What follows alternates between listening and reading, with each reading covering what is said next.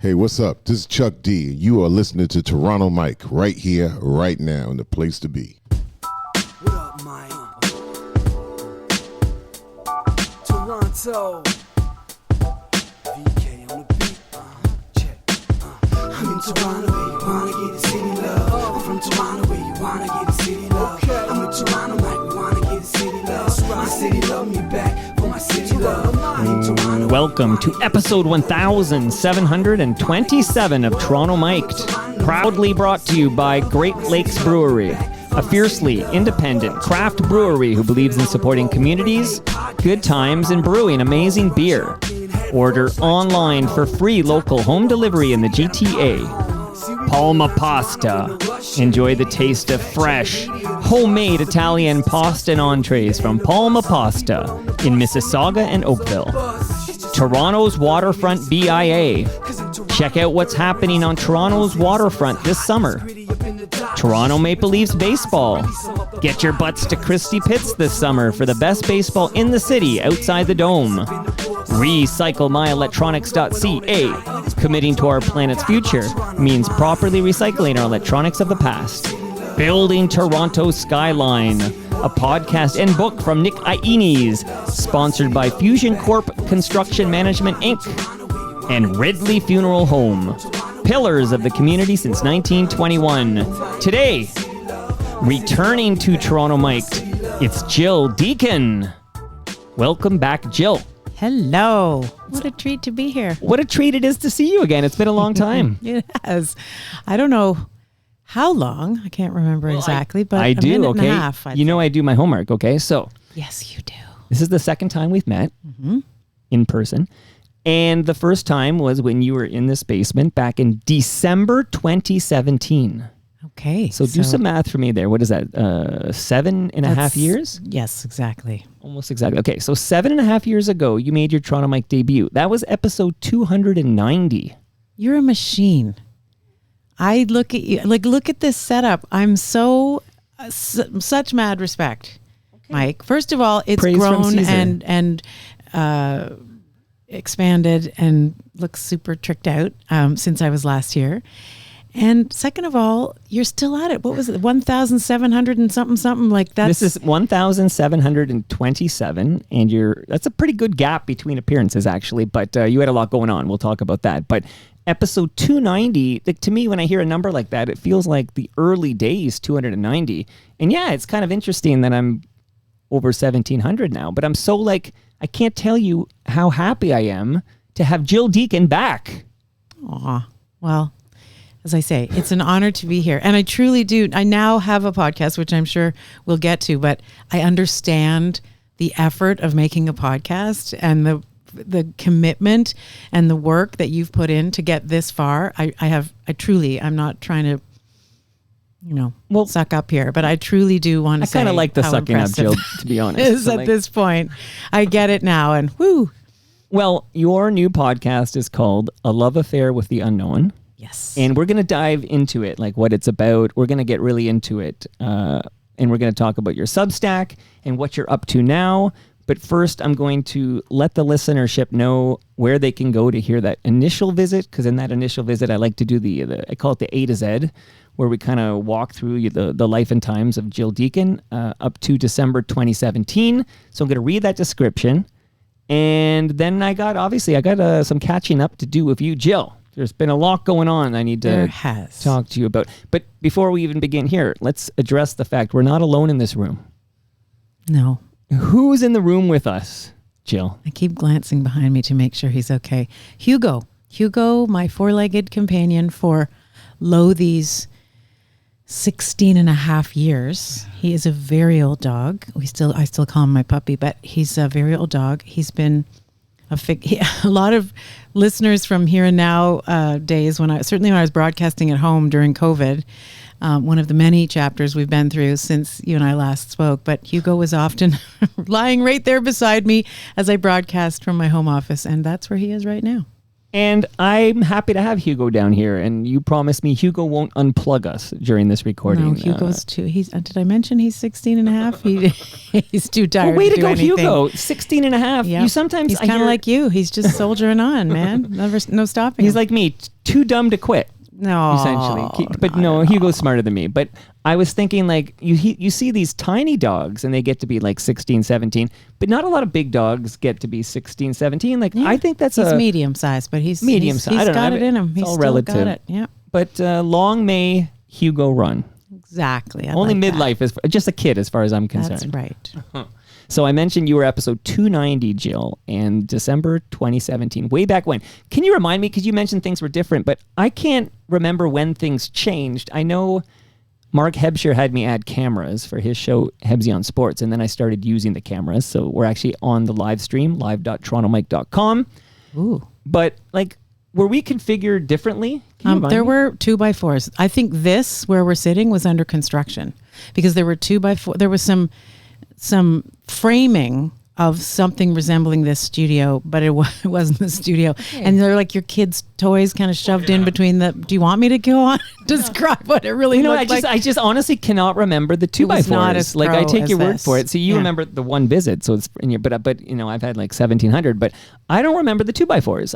I guess I think this was painted around that time. We tend to block out renovations from the mind because they're look around. Does it look like it was renovated, Jill? It does. Deacon? It looks very tricked out. No, I'm telling you. Well, praise from Caesar, as far as I'm concerned. And now that you're a podcaster, I can't wait to get to that segment when we talk. We basically compare notes now that we're fellow podcasters. But here's the description. I'll be taking notes from the pro, believe me. Well, I think I could learn a lot from Gill Deacon, that's for sure. But it was December 2017, and here's what I wrote at the time.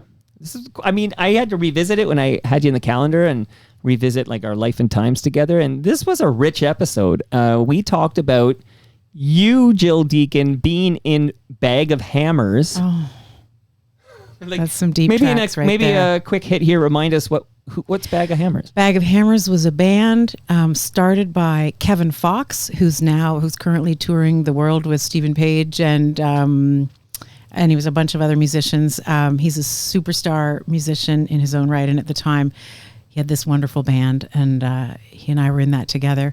And you were the singer. Nothing but great memories. I was the singer. Yeah, one of them. Mm-hmm. Well, a note came in, and I'll come back to the description. But it's funny, with Steve Simmons, I was breaking down the descriptions, but he would go off on like 20-minute diatribes based on something in the description, and I realized it took an hour to finish the description. But you're no Steve Simmons. I promise not to do that. J-Ho, Jeremy Hopkin, the official Toronto historian of the Toronto Mike podcast. He's coming back in August, I think it's the 9th, to dive deep into the history of the Sunnyside Pavilion. Sunnyside, by the way, Gill Deacon, is the name of a fantastic session IPA made by Great Lakes Brewery. There's cans of fresh Great Lakes beer for you to bring home with you, Jill. Thank you. These are very popular. And again, I speak truth. Very popular with the beer drinkers in my house. Yeah, and that Sunnyside Session IPA, I think J-Ho and I are going to have to down a couple of those when we record. But he wrote that he used to see you perform with the Circumstantialists. Oh. This was at the Dora Keogh's Irish Pub on the Danforth. Yes. This was pre-COVID. Now that pub, I believe, is called Noonan's now. You got it. And we still perform there. So when could we so when would we find here, I suppose, Gill Deacon singing at the Noonan's pub on the Danforth? Well, you could follow our poorly populated Instagram handle at Circumstantialists to get the latest, and because I can't remember all the dates. And we do break for the summer, and this being July, we're not performing for a while. We play a sort of acoustic set every couple of weeks at the Rooster Cafe on Broadview, but normally we play one Friday a month to a packed house at Noonan's Pub on Danforth near Broadview. And it is, without fail, just every night. It's just the greatest night. It's a cover band. We play a very well curated and very eclectic mix of songs you know all the words to. Well, what's your favorite song to sing? At the, with the Circumstantialists. I sing Linda Ronstadt, You're No Good, which is so fun. I sing Mercy by Duffy. I sing back up on So many great songs. We sing so many songs together. Sign Sealed Delivered. We do some Monkeys. We do some, like I'm telling you, I do the Venus, Bananarama, Gloria Which is a Gaynor. cover, by the way. I could go on. That's a Yes, cover. the original was I forget A too, Swedish but band, I want to say. But anyways, it'll we come do to a me in bunch minute. of great songs. Yes, Something Blue. Like I can see in my mind, Something Blue is. and the original is. Well, that's what I mean. I'm The gonna band say was called Something better Blue. than Bananarama, but they made it famous. Absolutely. Cruel Summer, too. Everybody with the T-Swizzle Cruel Summer, I'm like, well, Bananarama had a Cruel Summer back They in had the it 80s. first. So, okay. So, and speaking of great singers, do you do any Tragically Hip covers in with the Circumstantialists? I mean, upon request, we can, and certainly when Gord died, we did some tribute songs. We do not sort of as a rule, but we can. Because that's next in the description. We talked, because you knew Gord personally. Mm-hmm. And terrible loss for all of us. For all of us, absolutely. We talked about your broadcasting career, which at the time you were hosting Here and Now. We talked about your battle with cancer. Like I use that like singular. Like you had breast cancer. I did. We talked about your favorite holiday music because it was December, and we talked about like what holiday music you were into. And then people can find that. That's 90 minutes from December 2017. There's like 3 significant life developments I want to talk to you about that happened to you since your last visit. And the first I want to talk about is the recurrence of breast cancer. I guess it was about 7 years ago. It was fall of 2018. Yeah. So how are you? How are you doing? I'm doing great now. I'm doing absolutely great. My oncologist is kind of broken up with me for the most part. We see each other much less frequently. I do still have to have a bunch of tests and things to check on certain things, but I'm really good. I feel really good. I don't think about cancer very much at all, and I don't define myself by it, which I feel lucky to be able to say. It's never not going to be part of my story, and it's always sort of looming there as a bit of a memento mori reminder, a little louder than perhaps everyone else has. But no, I'm certainly recovered and well. Thank you.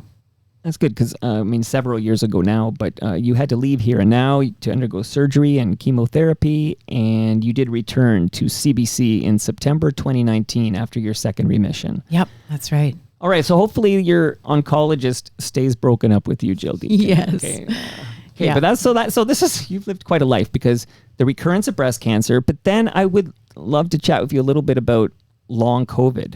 Yeah. So you've been very public about your battle with long COVID, and you had to take a medical leave of absence from the CBC during that period. So maybe tell us what happened. I guess this goes back to December 2022, I suppose.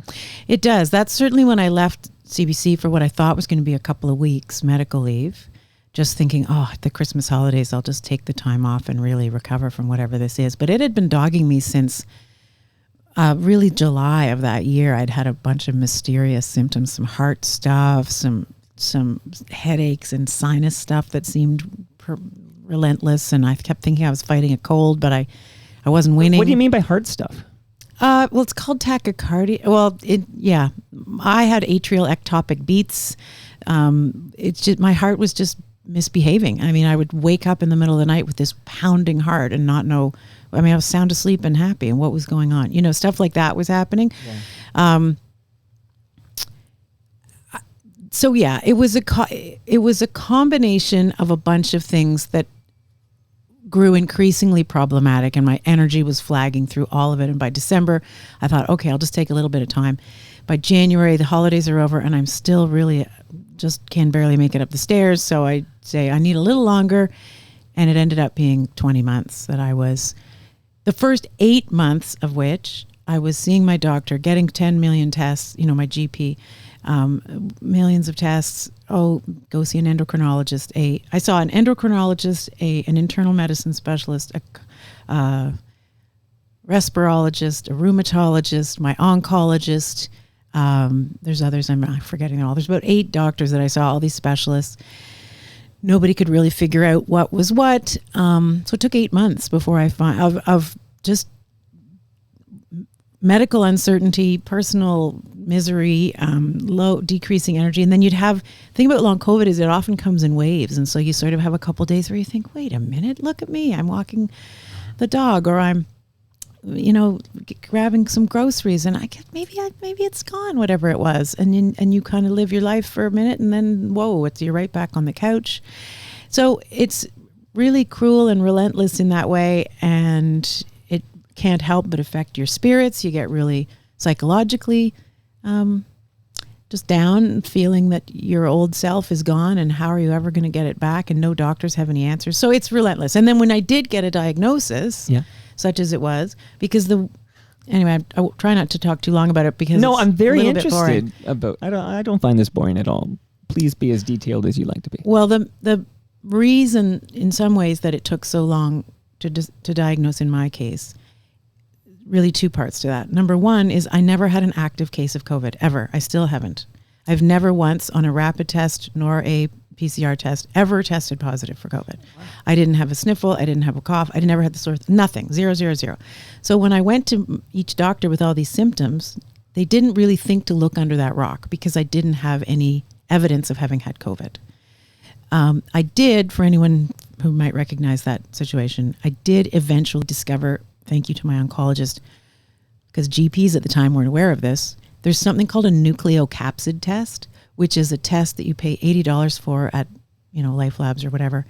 And you get, it's a blood test that can determine the difference between, it sees whether you have the antibody for COVID, but it can tell the difference between the natural one, which means you've had the virus, and the one that comes from the vaccine. I was fully vaccinated.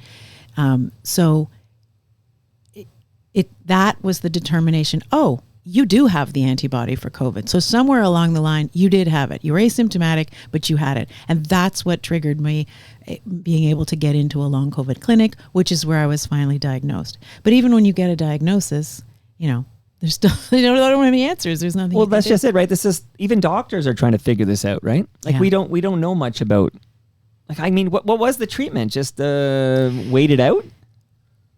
That is what some people recommend. I tried, I worked with physiotherapists at a place called Cornerstone Physiotherapy that developed a program where they treat people virtually because long COVID patients don't have energy to go to appointments. And they tracked my calorie expenditure, like my energy expenditure, not food calories, but energy calories. And I'd work within this limited budget of calories and slowly try to, anyway, that went on for a long time and it helped a certain amount. I ended up doing something that I've written about on my newsletter, which is At a Love Affair with the Unknown. It's quite complex to explain, but I will say that it's a neuroplasticity workshop. It is 1000% the thing that got me better from long COVID. It's about neuroplasticity and sort of retraining your brain's response to your physical symptoms. There are people who don't like hearing about that. People in the long COVID community mistake that for some kind of dismissal that their symptoms aren't real and it's all in your head. That's psychosomatic. That is not at all what it suggests. The symptoms are 100% real. The way your neural pathways have habituated to respond to them with these kind of misery and doom and fear and all those unhelpful responses that all they do is further activate your nervous system in this fight or flight stress mode. It's about retraining your brain to respond differently to your symptoms and create new neural pathways that contribute to calming your nervous system, which allows your body can't heal when it's in fight or flight mode. And so when your nervous system is in the opposite, which is the rest and digest mode, that's when it can heal. So that's a very fast version of what I did, but it's the science behind it, and it's very real, and it's worked for every single person who's asked me, oh my gosh, how did you get better? And I tell them about this thing, and I get messages truly every couple of weeks. I'll get a message from someone, oh, my husband's all better now, or thank you so much. Wow. My cousin's got her life back. I mean, it really, really worked. Well, I'm glad it worked. But that was a lengthy, so I try to put my, I'm a here and now listener, and I was following you. You would speak to the CBC, for example, and I'd read about your long COVID in the CBC on cbc.ca, I suppose. And I mean, this whole concept of energy dip scares the hell out of me. Like, I'm a pretty high energy person, and I kind of rely on it. Like, I need this high energy because that's how I get shit done. And the whole idea, like when you describe, like just walking into the other room is quite the task. And it's, you don't know it's going to get better, right? Like, did you ever have a moment where you're like, oh, this is just the rest of my life? Oh, I had all the moments were like that for a long, long time. 20 months I was living in that uncertainty of, will I ever get, is the person that I thought I was gone? The person with that energy to, oh, sure, let's go to a movie, or, oh, sure, I'll wash my hair because it needs washing. Like, I didn't have the energy to wash my hair. So, right. I definitely lived with many, many, many, many, many moments of fear around that. And also being Gill Deacon, like the fact that you, at that time, you're a 2-time survivor of breast cancer. So you just returned to the CBC in September 2019 after your second battle with breast cancer.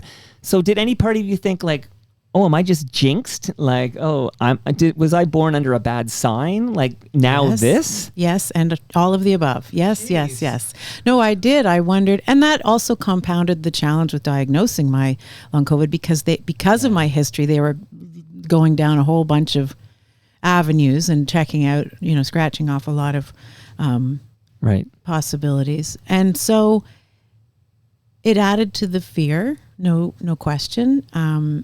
Which because I've gone through cancer before, I have learned, and it's one thing I will say I'm quite proud of, is that I'm resilient, and I've learned the mental piece of resilience. I feel like the story you tell yourself, the thoughts that you let drive your mental bus, really are the whole game. And so I was quite good, as best I could be, when I had those fearful thoughts of, is this the end? Is this it? Is this what the rest of my life's going to be like?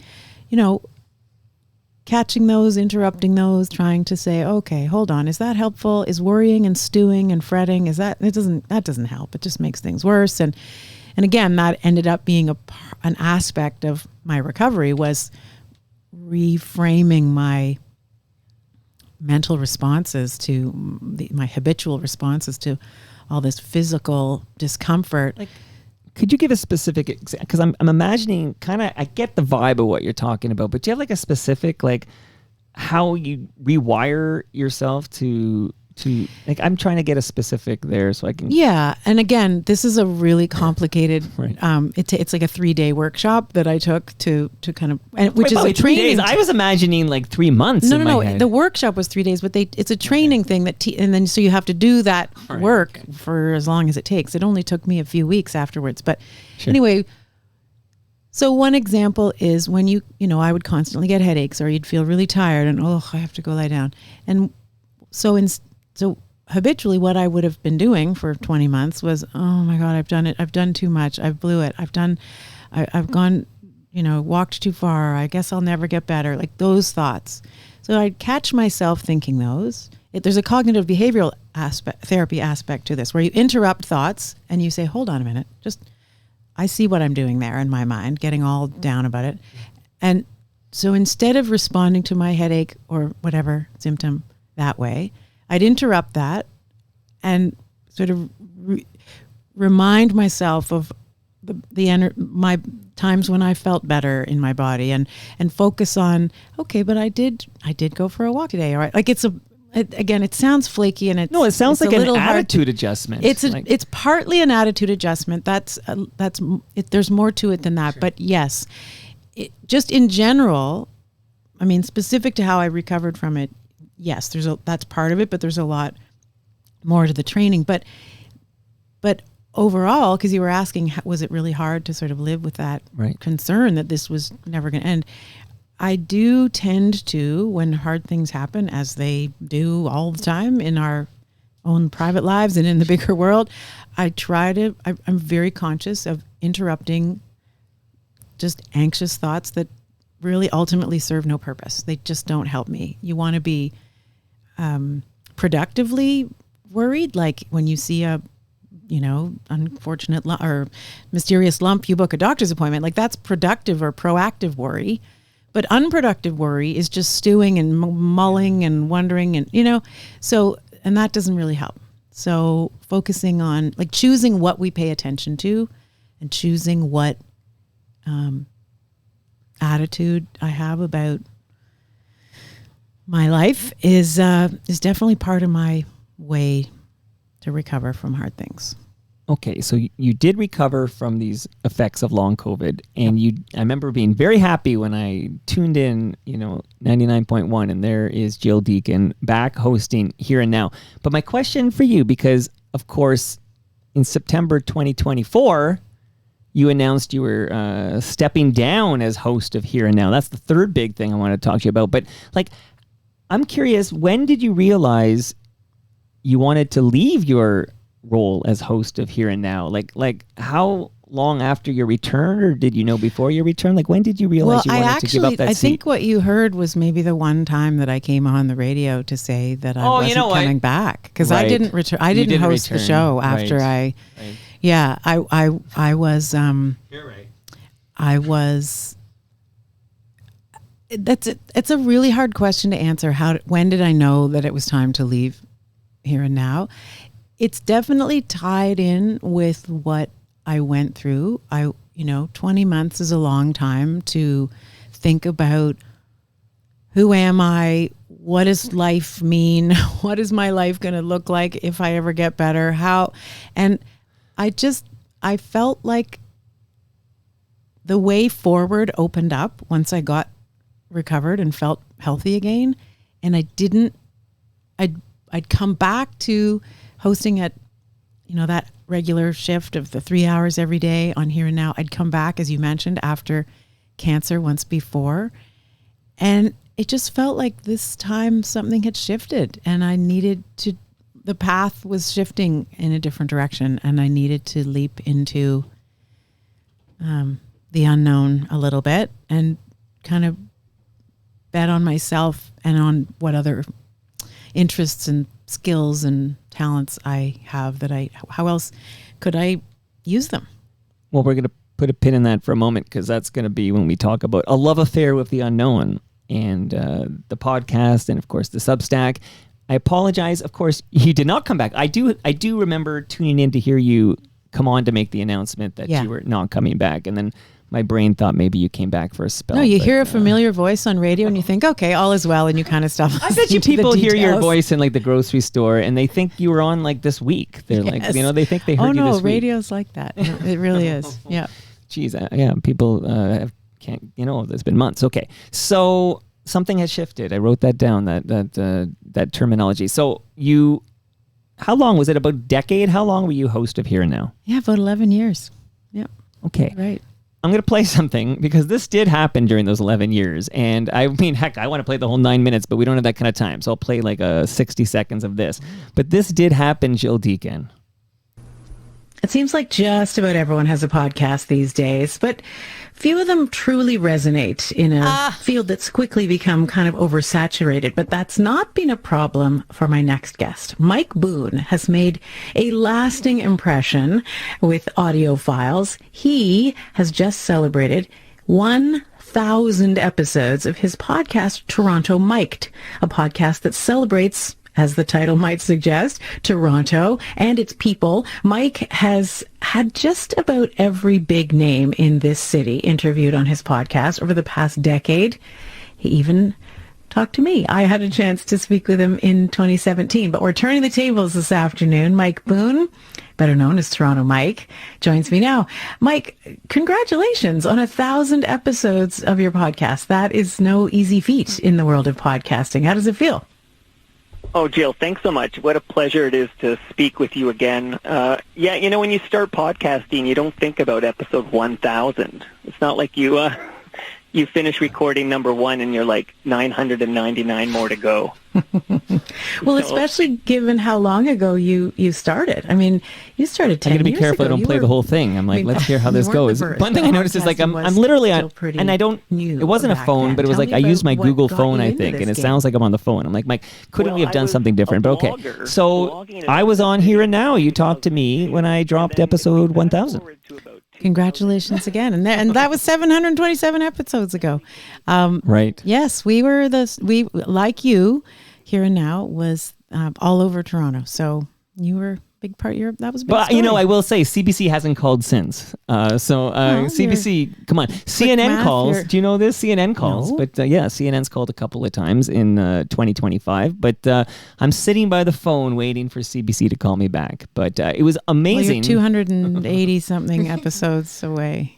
Episode 2000 will get me Episode back 2000, in the exactly. Toronto Star and on CBC there. But looking back at Here and Now, and before we get to A Love Affair of the Unknown, I'm wondering, like, if you want to shout out a couple of highlights, or even just like, maybe they don't have to be like positive highlights, but like, I know these are not happy things, but I know you were, I think Nelson Mandela died when you were live on the air. Mm-hmm. So you had to do a pivot there. And I know David Bowie died just before you went on air. But any Bowie highlights? died, Prince died right before we went here. That was the beauty of, and it is the thing I miss the most about, well, in addition to the wonderful team of people that I got to work with every day, but the nimbleness of an afternoon show. You know, you respond to the news, and that's the value of that is being there when something happens.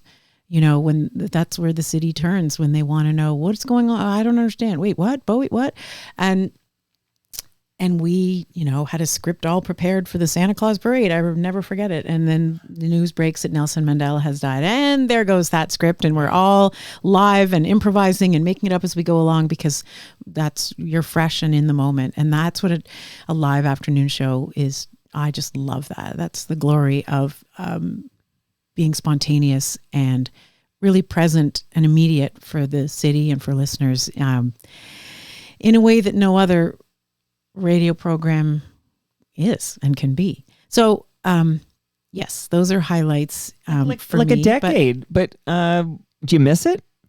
I do. I don't regret my decision, but there's a lot I miss about it. Yeah, I miss being able to connect with listeners that regularly. You know, people have as you've established, a very close relationship with CBC Radio, and they're right there, and it's an amazing group of people. And I loved being able to connect with them, and I loved making people laugh, and you know, I still, like, a couple of years ago, I was at a cottage and visiting a cousin, and the cousin wasn't home, but someone else was there, and they came out, and I introduced myself, said, "Hey, could we swim off and they said, "Oh, are you?" And it turns out they remembered this wonderful occasion on Here and Now where we had talked to somebody. We were searching for Dempster's malt bread when somebody was trying. Yeah, I hear this to reference. Yeah. Find it to take it to their uncle in Halifax, and I mean, it was just. And they said, "Oh, I'll never forget that." And it was years later, and you know, those are honestly making people laugh and finding the kind of random human connected community moments that I think that show did so well, or can do so well. That's the magic. And of course, that I there was Gill's Jukebox. Oh, yes. And they gave me, when I left, my beautiful, wonderful bunch of teammates, colleagues, they had a shirt made for me with a jukebox on the design on front, and it says Jill Jukebox, and then on the back, you know what it says. You pick it, we play it. So yeah, there's so many great memories. I think I like being able to leave a place, a job, a community, whatever, when you feel so many good feelings associated with it, and you have so many great memories, and then I'm moving on to new ones. And just because people are so jaded and cynical in 2025, we need to be like super clear here that you 100% made this decision for yourself. Nobody's tapping you on any shoulder or anything. That's a good distinction to point out. Well, that was my choice. Mm-hmm. No, my boss was surprised. Well, the reason we need to point it out is because there are so many, and I won't name names. We talk about them a lot on the show, and because they usually come back 6 months later and tell the truth after they told the story or whatever. But there's many Toronto media person who was tapped on the shoulder and said, time is up, but they spun it as like a retirement or something like that. Oh, or yeah, fair working point. on like documentary projects is a common term used in the industry, which basically means that we canceled your pass card and you no longer work here. See, I'm so naive and innocent. I didn't even think about I'll that. give But you the you're list. right. You're no. I'm glad you're giving me the chance to clarify that. No, it was 100% my decision. I am back filling in at CBC Radio at Q somewhat regularly. So I think if they didn't want me there anymore, they wouldn't let me back. And you That's were my good. proof. Okay, I listen. You were good. Mm-hmm. Thank you. I told you that on your first visit. But do you still tune in to Here and Now occasionally to hear how Rumrush is doing? Once a CBC listener, always a CBC listener, right? It's sort of in our blood. Yep. Okay. No, it's that's. I was just talking to somebody recently about the comfort that we feel when we hear CBC Radio, like a voice of intelligence and, in many cases, wisdom and sanity in these sort of unglued times. So yes. Yeah, but you make your announcement in September 2024, and in September 2024, there was a lot of concern over funding for the CBC because the collective we, the Royal Canadian we, kind of had assumed that the Conservative Party of Canada would form the next government and would have likely a majority, and Pierre Poilievre would be prime minister, and he essentially promised to defund the CBC. Walking through the halls that day that I was visiting, and I hadn't been back there in 20 months or 24 probably by that point. And a lot of my colleagues were talking about it. Like, I don't know if I'll be here. You're leaving. They'd sort of say, oh, you're jumping before we all get pushed off. And the sense of an axe looming over everyone's head was very, very palpable. And it's not there anymore. So, and people are almost kind of trying to steady their feet. And like, wait, I don't even know what to. I was spent so long anticipating. Well, you know what? It was an unprecedented. No, it was an unprecedented change. Like yes. in December 2024, everybody was pretty much coming to Thinking accept this one new thing. reality that will hit us in 2025, and then all of a sudden, Donald Trump starts talking about 51st state, and it's the greatest flip in Canadian political history. Sure thing. Yep. Yeah. And there's so much, not to be self-serving about something that's very serious for all of us, our national autonomy, right on down to, people's jobs and lives. But it is a clear illustration, a very recent one, of we think we can't really ever get too attached to a plan and what we think is coming, because uncertainty is really the only constant, and we have to get comfortable with these ups and downs and twists and turns in the plot and not let it, make us so anxious and upset and uncomfortable that we can't manage, because it's going to keep coming. All right, a love affair with the unknown is about to come here to the program, but I want to give you just a couple more gifts because you made the trek. How is Hugo doing? Like, I can't see Hugo. He's lying so peacefully down there with his forgot head Hugo was between here. his paws. I know. I told you he'd be an angel. Okay. I wouldn't bring my dog into your studio if I didn't have to, and if I didn't know that he was going to be just fine. As I told you on the phone, I said, if Biff Naked can bring her dog into the studio, then Jill Deacon can bring her dog into the studio. I'm dog friendly down here.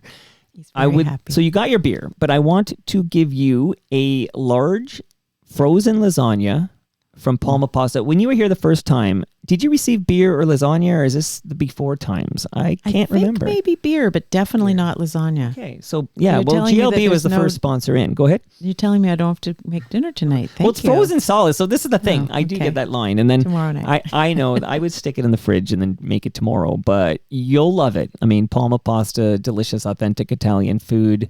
Much love to Palma Pasta. Go to palmapasta.com. They have stores in Mississauga and Oakville, but they're in like Longo's and stuff. There's retail outlets now selling Palma Pasta. So it's delicious. You'll report back to me, but you got some Palma Pasta lasagna. I have for you very kind measuring tape, courtesy of Ridley Funeral Home. Would it be wrong of me to say I'm most excited about this one? No, there's no wrong. I just want you to be your authentic self. at Tell this me what you'll little- do with that measuring tape. Are you a sewist? Are you what are you going to do with that? Well, I'm a rug hooker. Okay. So something that I swore hook during rugs. COVID that I was going to learn, and I did. But what does that mean? Like, I actually don't know quite what that means. Like, you make rugs? Did you say rug hooker? Yeah, it's like a textile art. Okay. So you can make them as big as you can make them, but I make them 24 inches square type or somewhere in there. So I might use it for that. I also like to paint. I think I'll be You'll put keeping it to this good use. in my carry bag, and it'll be used a lot. Thank you. Well, we're about to talk about podcasting, and Brad Jones at Ridley Funeral Home has a great podcast called Life's Undertaking, and I urge everybody to subscribe to that. Also, shout out to Nick Iones, who has a great podcast called Building Toronto Skyline, and he has another one called Building Success. And on Friday morning, we're going to record one episode of each. So subscribe and listen to Nick Iones from Fusion Corp on Building Toronto Skyline and Building Success. And I love working on that with Nick. I want to shout out recyclemyelectronics.ca because, Jill, if you have a drawer or a room or a closet full of like old cables, old electronics, old devices, maybe there's a laptop from 2002, who knows what's going on there. You don't want to throw that in the garbage because the chemicals end up in our landfill. You go to recyclemyelectronics.ca, put in your postal code and find out where you drop it off to be properly recycled. I said that the measuring tape was my favorite thing, but now I actually am going to change. I think that's the tie. most important thing I'm taking away from today because I have Recyclemyelectronics.ca. so many cables and So one I've done it, Jill. laptop. I've done it because I have had cables I've been holding on to since the 90s. And I'm like, I don't even know. I just can't throw out a cable. Like, is that I don't know what, I have a Yeah, cable. because some part of us wonders about, there's going to be a day when I might need this. And then 3 iterations of the product later, we realize we don't. 100%. It's like, yeah. So it's a great tip. Recycle my electronics. Let's say this book underneath your water there, that is the history of Toronto Maple Leafs baseball. They play at Christie Pitts. And I'm telling you, Jill, have you been in your life to Yes. a Toronto Maple Leafs baseball game? I have with some friends. Good summer fun when was my gonna kids say, were younger. How much does that echo was coming in? I'm like, where's the echo coming in? Oh, it's from the Yeti, the cup From you have there. sipping from my water I bottle. kind of like that effect. You could do the rest of the episode like that. But no ticket required. It's free. The baseball is excellent. The vibes are great at Christie Pitts. You get a hot dog and you get yourself a Leafs lager. You can drink the beer on the hill without having to hide it. The cops can't bother you. It's completely legal. And good times. Like, I urge you to check out some Toronto Maple Leafs baseball this summer. It's a great thing to do with your kids on a warm summer evening or afternoon. It's a great, great time. Yep. And if you pick the right game, you can hang with the snowman because Snow of Informer fame is the official ambassador of Toronto Maple Leafs baseball. Did you know that, Jill? I did not. Absolutely. You get a hang of the snowman. Okay. One last event, family-friendly event I'm going to just talk about, which is happening this coming weekend. It's Celebrate the Sorry, no, it's not called Celebrate, but you should celebrate the Festival of India Chariot Fest at Center Island. There's going to be a big parade on Yonge Street, and then the Chariot Fest moves their celebrations to Center Island for the rest of this weekend. That's July 12 and July 13, 2025. If you're listening in the far-off future, you missed it. Come on. But it's a yearly event, and it's free, and it's open to all, and it offers something for everyone with its diverse mix of celebrations and fun. And we welcome on Toronto Mike the newest sponsor, the Waterfront BIA, and there's a waterfront festival for you, Jill. I love it.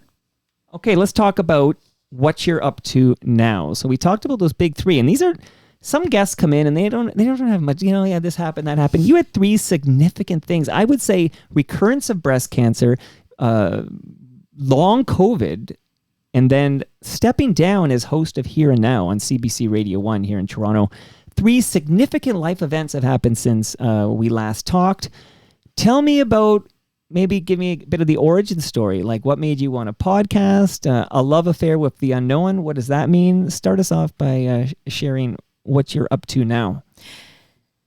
Okay, so I've always wanted to make a podcast, and I sort of was working on one right when I got sick at CBC, which was called I Just Called to Say Thank You. And it was a chance to connect people with someone from their past that they wanted to say thank you to. And it was wonderful. It took a lot of effort, and it was, anyway, but I loved it. And I loved sort of crafting a specific kind of sort of the opposite of Here and Now, which is the general, all news, all purpose, all ages kind of programming. And I liked the idea. So I knew I always wanted to make a podcast. In fact, one of my former producers, who's since retired from the CBC, we worked so well together, and we used to say, someday we'll make a podcast together. So that's one thread to hold there for a second. Yeah, okay. And then the other thing to tell you is that when I was going through all the medical existential uncertainty that we described during long COVID, which has echoes of what I had to face mentally with a couple of cancer rounds of breast cancer. I also had melanoma removed from my leg, which was much less serious. But I've had many dances with cancer, and enough. Thank you very much. But during the course of all this, I did a lot of writing. It was one low energy expending activity that I could do when I was ill. And writing is part of how I make sense of things that's happening to me.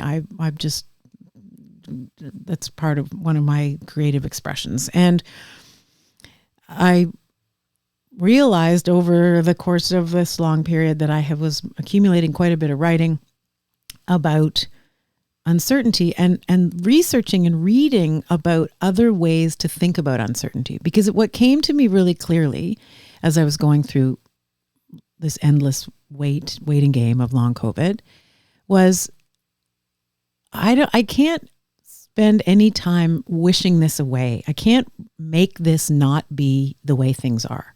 So if I don't like what's happening, how can I change how I feel about that? And how else can I look at this uncertainty?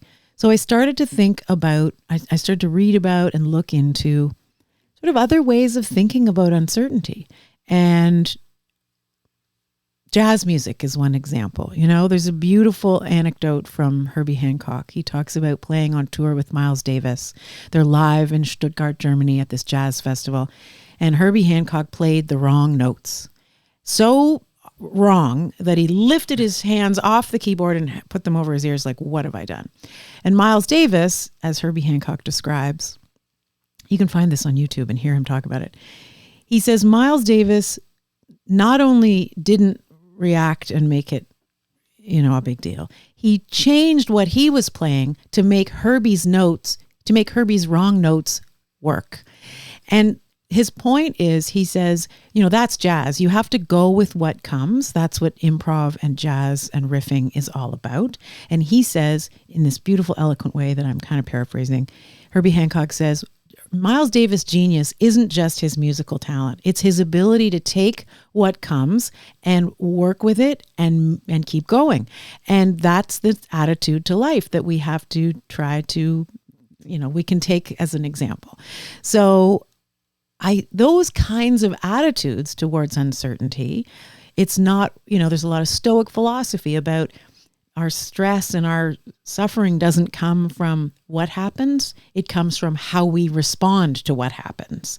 And sort of that, it goes back to that idea of attitude and what are we going to do with this? So writing was one way that I could do something about this. And I also felt it gave me a purpose because I know that other people, nothing to do with long COVID, but we all have uncertainty in our lives, whether it's the economy or a family member who's ill or an aging parent who's not making sense anymore. Or, there's the climate. There's just so many aspects of uncertainty in all of life. And I thought, is there a way that I can try to learn about what I'm going through for myself and make that be something of value for other people? So I wrote what turned into a book that's called A Love Affair with the Unknown. And it's coming out in January of 2026 from House of Anansi Publishers. The subtitle is Leaning into the Uncertainty of Modern Life. There's so much possibility that can come. Let me look at the beauty of jazz music. Nobody ever knows what the Mona Lisa wasn't painted in a paint by number. Like, you don't always know what's happening, but if you open yourself up to possibility, extraordinary things often happen. So with that spirit, I wrote this book. And then my producer, who I picking up that last thread, my producer who said we should make a podcast, we talked about it and thought, well, and by this point I had started writing a newsletter. You mentioned the Substack. Well, the full Affair with the address, Unknown. because people should pause the podcast, or you don't have to pause. You can, while you listen, you can subscribe to the Substack. It's A Love Affair with the Unknown.substack.com. Yep. And yeah, there's an Instagram handle, A Love Affair with the Unknown, and the newsletter and the podcast, which is now on Apple and Spotify and everywhere else you get your podcast. So it's kind of, it's clearly it's what I'm living. As you said, I took this big leap. I chose to walk away from a steady, wonderful gig that I'd been doing for a long time. So why would I give that up? I felt that there was opportunity and possibility and growth to be had by trying new things. And I chose to believe in the other side of the uncertainty coin is possibility. And so what else might be possible? So it's what I'm thinking, it's what I'm living, and it's what I'm writing about. And yeah, that's what the podcast is all about. So it's just what fascinates me and drives me. And so I've interviewed people about all kinds of elements of uncertainty in their lives, from talking with Ian Brown about aging, like how do you handle getting older, and talking with Jan Arden about all, creative uncertainty and how does she handle, her response to Canada's 51st state threats. And I mean, whatever. Mary Walsh, who's got a son who's been struggling for 18 years with addiction. How do you handle that uncertainty? So talking to people, because we all go through big change and big hard things.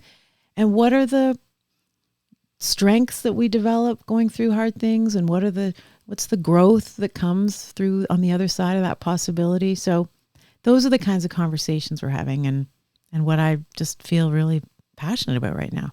No, amazing. I just love that you're doing this. And congrats on the book. I didn't realize. So January 2026, there's It's funny, a book launch. you wouldn't have known that because it hasn't been revealed yet, but we're Well, that's an literally exclusive. 1 week. That's right. You heard it here I got a first. sound effect somewhere. No, because you know why? Yeah. We're literally not even 1 week. I think it's the 15th of July is the cover art reveal. I was sent the cover. I was sent the notice from my publisher saying on the 15th of July, you can release the cover art and get people excited in the pre-orders and all that stuff. So yeah, it's just around the corner. Okay, I mean, I have difficulty reading a book. You wrote one. Like, I'm thoroughly impressed here. You're too busy making 1,700 podcast episodes, Maybe just, Mike. I'm sure AI will take my 1,700 podcasts and make a book out of it. That's Yeah. another element of uncertainty we're all dealing with, but yeah. Oh, so I just wrote about this on TorontoMike.com yesterday, but I don't remember what I Googled, but I Googled something regarding Toronto Mike. And it starts with the top of Google now results is a AI overview or AI results or something. And I just glanced at the AI results, and it said Toronto Mike is former radio personality Mike Stafford's podcast. And then it goes into all this detail about how Mike Stafford was let go from his job at Chorus, which is accurate. He talked about it on this show. And it starts kind of describing Mike Stafford's life, which he's talked about on Toronto Mike, and then said that Mike Stafford went on to start a podcast called Toronto Mike, where he interviews people. So I wrote about this on TorontoMike.com because I got 4 kids. I don't want my kids thinking they Googled something, they see the AI overview and sort of run with that as fact, considering how incredibly inaccurate that little test was of the AI results at the top of Google. One thing that I researched, and it's in my book, is and I can't remember all the specifics just off the top of my head, but AI is starting to use AI generate, like the AI models are being built and fueled with information that's coming from AI. Right. Like there's all kinds of hue and cry from writers and content creators about the AI scraping the internet and using their material to feed the information in AI. But now AI is being fed by AI. Right. So it's like a model that's built to decline in accuracy. I mean, it literally by the week you can see the decrease in accuracy of AI. So what I kind think of makes secretly it, love that it's maybe going to eat its own tail and right. blow well, up. It's just, we always you always teach people to check your sources and stuff. And this source is incredibly inaccurate at times. But the great danger I find is that you'll get something that'll be precise, like it'll be accurate, and this is correct. And then the next one will be completely wrong, like. And I love Mike Stafford. He's going to be on again. I like. You love him, but you are not him. I love Mike Stafford, but I am not Mike Stafford. And Toronto Mike does not Mike Stafford. And he left a comment on TorontoMike.com on that entry just yesterday, just pointing out he's here to serve the AI overlords. Quoted The Simpsons, of course. But that was an example from yesterday with AI. But as I mentioned, AI was going to write the book based on all these episodes. That's how I got there. I'm going to quote you, Gill Deacon. Tuesday, May 20th, 2025 will go down in exactly none of the history books as the day that A Love Affair of the Unknown podcast launched on Apple Podcasts, Spotify, and YouTube. So you have a presence in all the big places, and it only launched on May 20th. It did. Yeah, we're only, that's why I said I need to take notes, because you're 1,700 episodes in. I'm 6 or 7 Well, can we get into the weeds here? Like on the, like, can you give me a little insight into, like, now this is the second time you've watched how I roll. And it's all 0 edits, and it's live to thing, and here we are, and I won't even edit out a moment of this episode. But how do you roll? Like, do you meet people, remotely? Like when you have Jan Arden on, for example. Jan Arden, who's never been on Toronto Mike, would be a great guest. She's very, very funny, very, very interesting. So funny.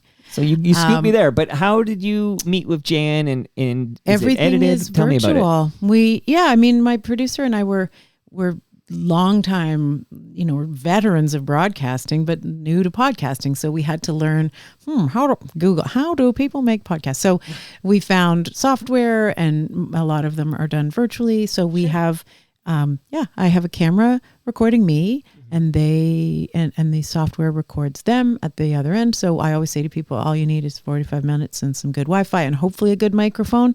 Right. And so I sometimes have to courier a microphone to someone if they're in Toronto that they can use, so they have some good quality. But Jan was sitting at her laptop, and she's when a Jan Arden podcasting says pro. yes, So she is, but she didn't have her microphone with her. That's my pet peeve. When I'm Yes. talking to somebody I know has a setup because they record their own podcast. Well, she was and they're barking touring. into their. Oh, she was touring. She was traveling for something, not touring, but she was traveling, and She wasn't home. She just was talking into her laptop. But when Jan Arden says I'm available on Wednesday, you say fine. We'll take your lousy sound from your laptop because it's just not as good. But we're glad to have you. I used to produce Mary Jo Eustace's podcast, and Jan Arden was a frequent guest on the podcast. So I have produced her. I just haven't got her on this program quite yet. But not yet. So do you have any like sought after guests you're pursuing, or I guess what is the lag between? I've just chatted with Jan. We recorded it. I don't know what you're using, Riverside or Zencaster or It's something. called Squadcast. Okay, so it's like it records you locally, and then it uploads it to the cloud, and then you can pull it And down. my producer's in Calgary, so it's all very wherever. So to be honest, we started this and started figuring out what we were doing, and recorded a few episodes to get them under our belt. And then it took us time to figure out how to launch and so on. So some of the episodes were recorded. There was a big lag time between, like, a couple of months or more between when we recorded them and when they aired. But that lag is shrinking now that we've kind of got it up and running. And so, we've got interesting. I just was I know you don't want to spoil anything because you want everyone to be surprised when it gets pushed to their device or whatever. But is there someone in the can you want to is there some in the can? See how I talk now, Gill? Okay. Yeah. Is there somebody in the can that you? Serena Ryder's coming on the podcast. That's a big name. Arlene Dickinson's coming on the podcast. Timothy Caulfield has a new book about uncertainty that.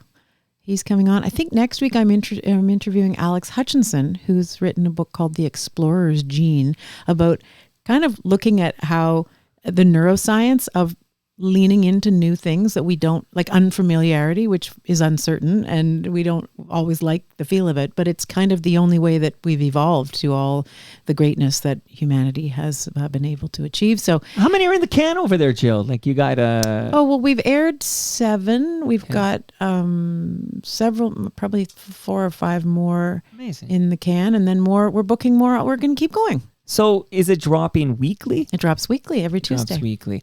Do you ever, personally, I get like this mild anxiety if there is something in the can. So I'll drop this episode with you about 3 17 minutes. seconds after I leave? 3 minutes after we take a photo by the Toronto tree. Wow. In the construction zone as it is today. Yeah. So that's how I prefer to do that, because I don't know, there's time sensitivity things, whatever. We didn't really talk about, the Jays 10-game winning streak or anything like that. But I know that I get this mild anxiety if I have something like sitting on the hard drive or in the cloud that hasn't gone in the feed. But do you have and maybe because these are evergreen, it doesn't actually freaking matter. But do you have an ideal lag between record and drop, or are you happy to just like bank a bunch and then have them in the can?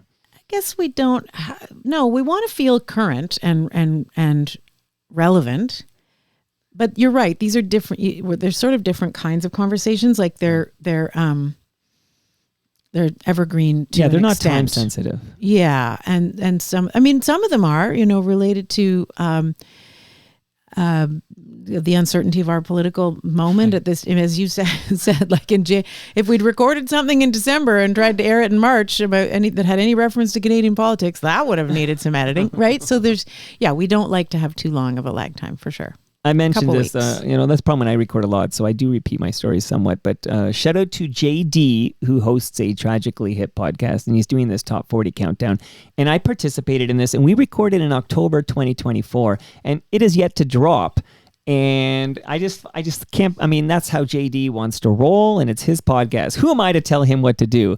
But to me, it's like, oh my God, like I can't imagine recording something in October 2024 and then waiting almost a year or something, or I don't know when it's going to drop, but it hasn't dropped yet. But yeah, that's on me, I very think. Long lag time. That's a long lag time. But it's like, we're going to be referencing, I'm full of the Halloween candy I stole from my kids yesterday. And then it'll be, when Prime Minister Trudeau said whatever. But hey, not my podcast, Mike. Stay in your lane, Mike. Stay in your lane. So I'm excited now, Jill. You're a fellow podcaster. Mm-hmm. And people can subscribe to A Love Affair with the Unknown wherever you get your podcasts. And you're also writing up a storm. I'm enjoying what's happening at aloveaffairwiththeunknown.substack.com. And now I've learned there's a book coming. And you, to be quite, I don't know if I'm allowed to say this, but you look great. I think. Am I allowed to say that, Jill Deacon? Yeah, I don't think anyone ever minds hearing that. I certainly wouldn't turn it off, turn it down. Thank you. I feel good. Especially, and I say that because... yeah, I didn't look or feel great for a long time, and I'm feeling really strong and well, and I'm glad of it. So thank you. Do you find that you no longer take that for granted, being what you're through? Like, because I will say, like, if I ever I don't believe in knocking on wood, or I would do it, but like, if I do get sick, let's say you get a flu or something for a couple of days, I always have this sensation of like, if I ever feel my normal self again, I'm not going to take it for granted. Forever. Oh no, I am very grateful every day for, and even things that don't necessarily float everyone else's boat. I just think that I see beauty and kindness and joy, with a different lens of appreciation. I'm so grateful for even things that aren't necessarily beautiful, or like being stuck in a traffic jam. If you reframe it in your mind, it's like, would I rather be in that hospital getting chemo, or stuck on the couch not able to move, or would I rather be here in the traffic jam? I'll take the traffic jam. It's a kind of it's a stoic mind trick, really. The Stoics sort of reframe things like it could be worse, and it's a very helpful way to get through uncomfortable times. Well, you're welcome that I put you in that traffic jam, Jill Deacon. You're welcome. Traffic jams are just opportunities to listen to great podcasts, right, Mike? You could probably listen to yourself on Toronto Mike on the drive home, because it's only 2 minutes away. That is a short lag time, buddy. Wow. I actually have had guests who have listened to themselves on Toronto Mike, because it's there right away, and it literally, like, I just need maybe a minute or two after we take the photo. But that's how I roll, and that's just because my brain is wired that way. And it sounds like your brain was rewired somewhat after, getting through the long COVID and beating cancer a second time, that you now have sort of a different wiring in your brain. I guess I do. I don't take a lot of things for granted, and I choose to be conscious of all the things I can be appreciative of and grateful for, and what I can focus my attention on. And I choose to focus it on good people and good things and good conversations. And yeah, life is grand. Life is grand.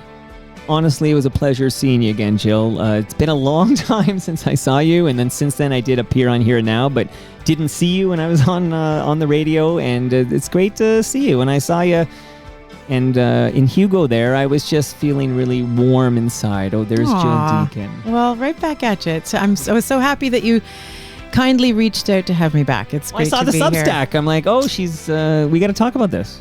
Well, I'm glad we did. Thank you. And that brings us to the end of our 1,727th show. I'll be back Show on off. CBC. Maybe you'll get me on cue when I hit episode 2,000. Can you do that? I'll pitch it. You pitch it, and I'll get you and Talia Schlanger to pitch it, and then Nice. between the two of you, somebody will get me back on the CBC.